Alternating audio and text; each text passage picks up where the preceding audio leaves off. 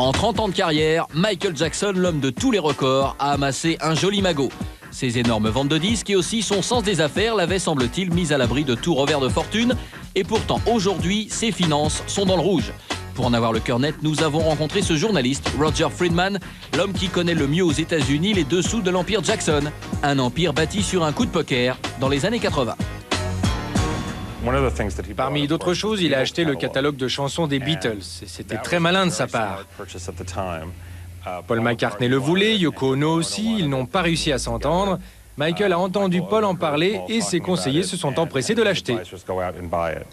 Ça a été sa bouée de sauvetage depuis, car au fur et à mesure que ses finances ont décliné, il a utilisé le catalogue Beatles en garantie pour couvrir ses pertes. Le problème, c'est que depuis, il a dépensé plus qu'il n'a gagné. Autrement dit, la star s'endette, d'abord au profit de sa maison de disques, Sony Music. En fait, depuis 20 ans, Michael court après l'inégalable succès de l'album Thriller. En vain, car ses disques récents ne marchent pas. Alors il relook les anciens à prix d'or, mais là encore, il est perdant. Récemment, j'étais chez un disquaire à New York, j'ai vu Thriller et Off the Wall, les deux best-sellers de Michael, vendus à 10 € en CD. Or, il a dépensé entre 40 et 50 millions de dollars, avancés par Sony, pour remasteriser ses disques. Et Sony est ravi de lui prêter cet argent. L'édition s'allonge et il resserre un peu plus leur étau à chaque fois. Pris dans ce piège fatal, Michael réagit maladroitement. C'est devenu complètement insensé. Imaginez Michael Jackson qui se met à affronter Sony Music en accusant son patron, Tommy Mottola, d'être Satan, le diable. Tommy Mottola, président de la division musique de Sony, est un être mauvais, raciste et très diabolique. Il y avait beaucoup d'émotions dans tout ça en fait, car il s'est aperçu que ça ne marchait pas. Ça ne marchait pas, tout ce qui était tenté échouait. Et pour corser le tout, Sony contre-attaque dans la presse. Sony dit que les accusations de pédophilie font chuter les ventes de disques de la star. Michael devrait aujourd'hui à Sony plus de 200 millions de dollars. Il a engagé en garantie sa principale source de revenus, son fameux catalogue de chansons, 400 000 au total, dont les siennes et celles des Beatles. Menacée, la star en veut à l'industrie tout entière. Récemment, Bambi attaquait en justice Universal Music, cette fois pour toucher des impayés de l'époque Jackson 5. Encore un très mauvais calcul. Ce qu'il faut bien comprendre, c'est que ces avocats ont lancé cette idée. Ils ont dit à Michael, soit on gagne, soit on perd. Mais eux, quoi qu'il arrive, ils seront payés de 500 à 700 $ de l'heure. Ça va lui coûter une fortune, donc c'est surtout un bon deal pour eux, les avocats. Car au final, Michael ne touchera sûrement rien. Au-delà des avocats, c'est tout un empire que Michael doit faire vivre. Mais aujourd'hui, c'est au-dessus de ses moyens. Après sa maison de disques, c'est son propre train de vie qui sape ses finances.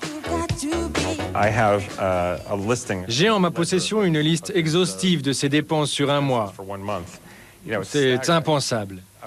Il lui faut 20 millions de dollars pour faire tourner la boutique. Pour payer Neverland, payer tous les médecins, payer son personnel, payer la pension de Debbie Rowe, la mère de 2 de ses enfants.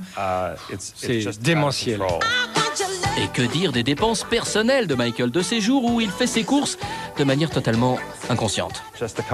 Il y a 2 ans, il est entré chez un bijoutier de Beverly Hills et une montre lui a plu. C'était une montre en diamant d'une valeur de 2 millions de dollars. Il l'a prise en disant « je vous paierai plus tard ». Il n'a jamais payé, ils lui ont fait un procès. Les procès, 3e source d'endettement pour Michael. Il est impliqué dans des dizaines d'affaires judiciaires, le plus souvent à cause de sa conception des affaires. Exemple récent, un promoteur de concert lui propose de venir chanter en Allemagne. Michael dit « OK » et n'ira jamais. Attaqué en justice, il devra verser 7 millions de dollars aux plaignants. Si Michael pense qu'il y a de l'argent à se faire, il n'en parle pas à ses avocats ou ses conseillers, il signe. Plus tard, il dit « je ne me souviens pas avoir signé ça ». Et ils doivent le sortir du pétrin. Ça n'en finit jamais.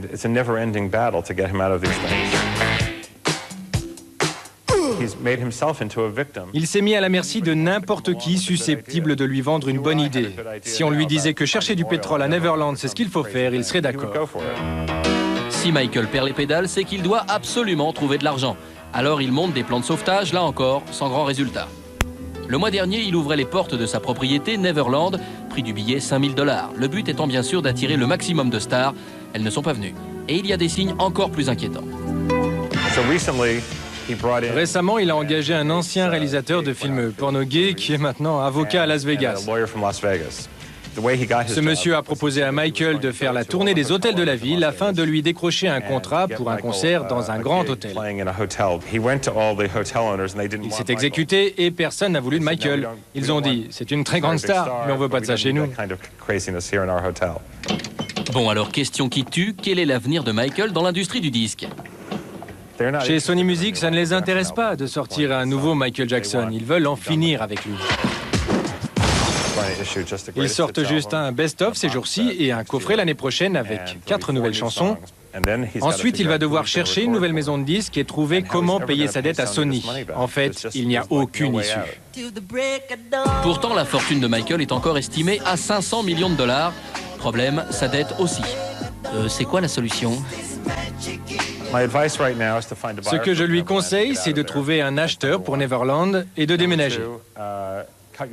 Ensuite, réduire son personnel. Il emploie actuellement 120 personnes, il doit en garder le minimum. Enfin, partir en Floride et mener une vie plus normale. Oui, en Floride, car là-bas, une loi empêche vos créanciers de prendre votre maison. Michael était justement en plein déménagement au moment où la justice américaine l'a rattrapé.